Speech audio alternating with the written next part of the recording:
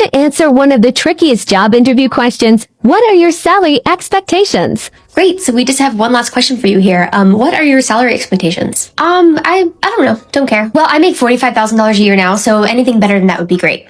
I mean, in a perfect world, I'd get like $60,000 a year. Stop. Don't answer this question directly. This question is tricky. If you say too low of a number, you risk them lowballing you. And if you say too high of a number, you can risk them writing you off as too expensive. Try this. Great, so we just have one last question for you here. What are your salary expectations for this role? Thank you so much for bringing that up. I would love to know the approved salary range for the position.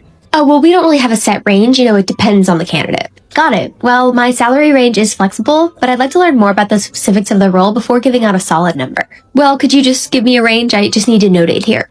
Well, I can tell you that I'm currently interviewing for roles that are in the 65 to 95K range, and I'm flexible in salary depending on other elements of the compensation package. You got this! What she said was cool. But ultimately, they want to know the range. They want to know a number, ultimately. So you can have the nice approach, the more generic approach about understanding the organization, understanding the role, all those specifics, and that'll be fine. But ultimately, that recruiter needs to know a range, a number. And that's hard to give. That is very hard to give because, again, like she mentioned, if you provide a number that's too low, you may be cutting yourself out a little bit. And if you provide yourself a number that's too high, you may be shortchanging yourself. So it's a tough question to answer.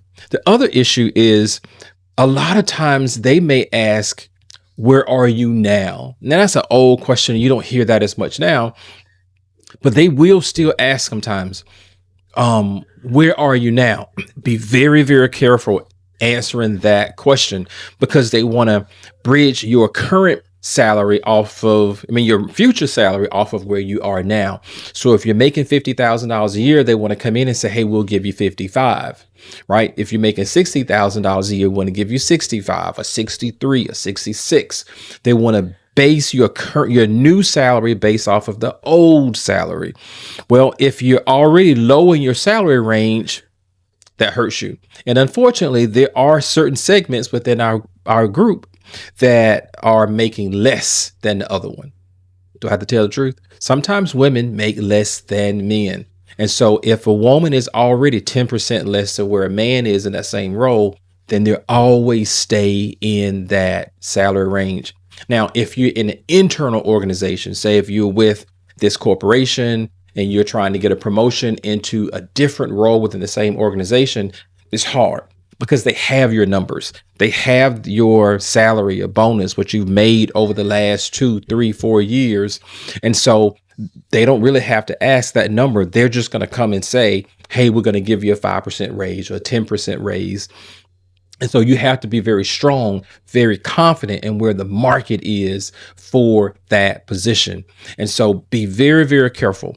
They need to know an answer when they're asking that question, because again, they want to know, are you within the range? They don't want to bring a person in and you want to be at $100,000, but the range only pays up to 80. That's a waste of your time. That's a waste of their time. It's a waste of the hiring manager's time. Makes them look bad. So they don't want that situation where you are wanting $100,000, but the range only pays up to $80,000. So be very careful. I would encourage you to go out and do your market research. Go out, do your research, talk to people, do searches. Find as much information as you can in the marketplace in terms of how much that position pays, or at least what the range is, so you can go with an educated response.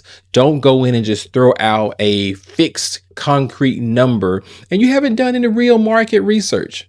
And I would say, again, be realistic, be professional.